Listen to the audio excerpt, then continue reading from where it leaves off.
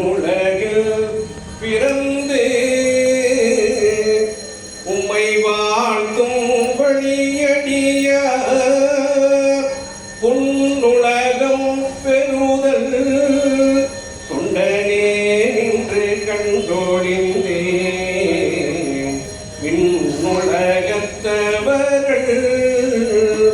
விரும்ப வெள்ளையானையின் மேல் என் உடல் காட்டு வீத்தான் நொடித்தான் மலை உத்தமனே.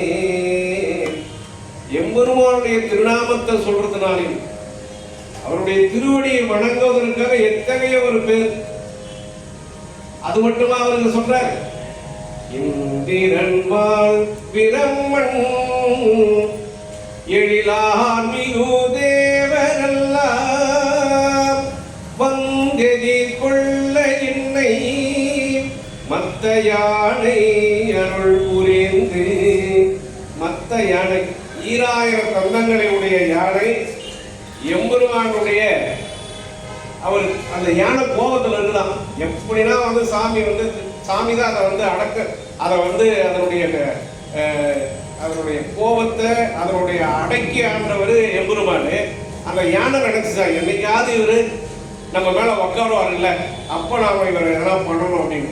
ஆனா சாமி என்ன பண்ணாருன்னா அடியாரை போய் கூட்டோப்பான்னு விண்ணுலகத்துல மண்ணுலகத்துக்கு அனுப்புறாரு.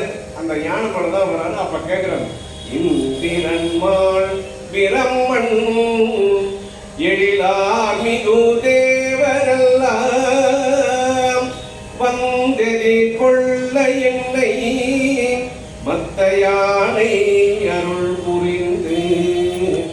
எல்லாரும் வரவேற்கிறது நிற்கிறாங்களாம்.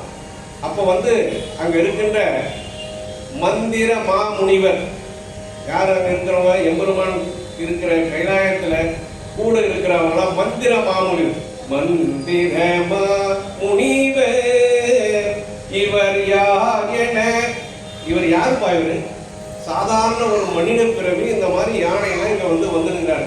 அப்பதான் சொல்றாரு எம்பெருமான் சொல்றார், நம் தமர் ஊரன் என்றால் நொடித்தான் மலை முத்தமணி. நம்மளுப்பா அவரு. அதனால்தான் அவரை வரவேற்கிறதுக்கு யானை அமைச்ச இந்திரன் மான் எல்லாம் போயிருக்கேன். இதெல்லாம் எதுக்கு நமக்கு சொல்றோம்னா, நாம் அடியாராக இருந்து இறைவனை வணங்கினால் வாழ்க்கையில் அனைத்து நிலைக்கும் நாம் முன்னேறுவோம். அதில் எந்த விதமான ஐயப்பாடும் இல்லை என்பதைத்தான் இது குறிக்கின்றது. இதை சுந்தரமூர்த்தி நாயனார் தான் சொன்னார். அதே நேரத்தில் இங்கு வருகை தந்து சிறப்பித்துக் கொண்டிருக்கின்ற நமது அன்புக்குரிய சகோதரி அவர்கள் பலவாறு இந்த நூல்களை அவர்கள் ஆய்ந்து அதிலே திளைத்து நல்ல கருத்துக்களை சொல்கின்ற ஒரு அற்புதமான வாய்ப்பை இன்றைக்கு இறைவன் அவர்களுக்கு வழங்கியிருக்கிறார்கள். அத்தகைய செய்திகளை எல்லாம் நீங்கள் உள்வாங்கி நாமும் பயன்பெறுவோம். இறைவன் திருவடியை போற்றுவோம். நன்றி, வணக்கம்.